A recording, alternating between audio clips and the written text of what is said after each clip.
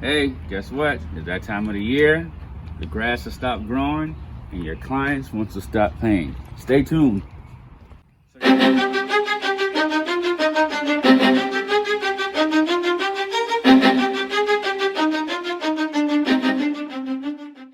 So you're out on the property, you're servicing your clients, and then these trucks roll up and they're putting up flyers all on the properties that you service. And then a few months later, you get an email or a call from your client. They're like, hey, fortunately, we would like to cancel our services.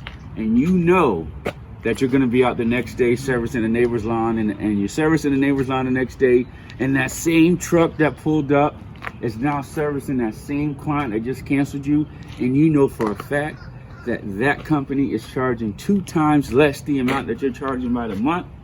Well, guess what? Those are the type of clients that's always looking for the cheapest way out. So I was out yesterday and saw a young lady. She was out servicing her property. She was mowing. She couldn't be no older than maybe 23. I got out of the vehicle. I'm like, man, you're doing a good job. And she's like, yeah, I used to mow lawns with my dad, and you know, I just moved here. I work at Walmart overnight, and I'm just doing this until I buy a car. I need to buy a car. I'm like, well, keep up the good work.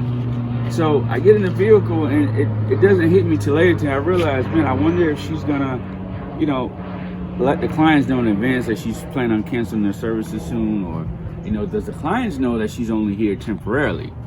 So the thing with her is, yeah, she's winning on her end, but at the end of the day, it's, you know, it's the client that really takes the loss. Because, you know, you guys got to understand, you know, when you're out here and you're doing these things as a side hustle, when you're cutting grass or you're delivering pizza, most of the times you're doing it either to, you know, you have an outstanding credit card that you're trying to pay off.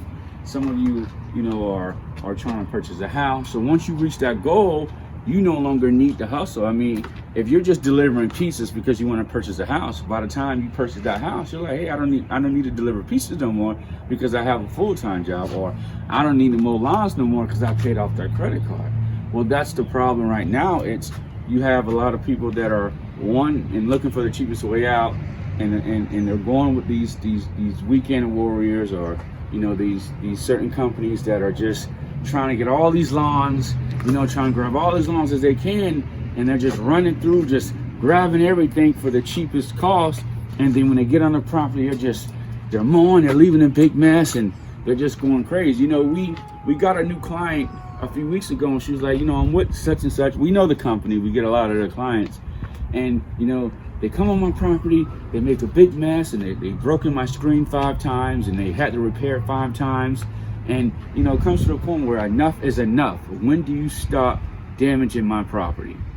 So to make a long story short, it's going into 2021. Do not go into the new year bringing in old habits.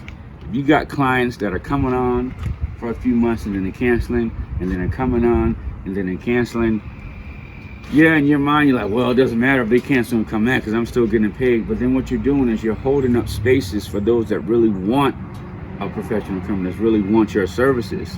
So those clients that are just coming and going, yeah, but just know, if you keep taking them back, they're gonna always be leaving for the cheapest services, and they're never really gonna help you scale.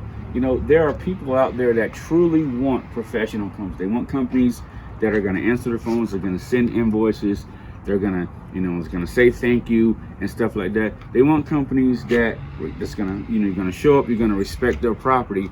And a lot of times, a lot of people do not know how to properly look for professional lawn care and landscaping companies. They don't know how to navigate through social media.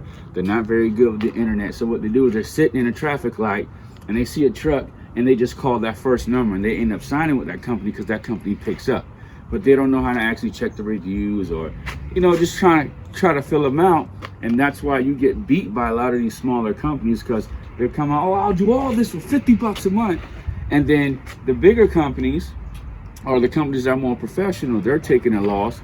But then again, those clients leave, and then they come back, and they leave, and they come back. And then you realize, you know what, this client clearly really don't want to stay here. So going into the new season, stop with all the old habits. If you have those cheap clients that's always looking for a cheap way out, don't even sign them back. Don't take them back.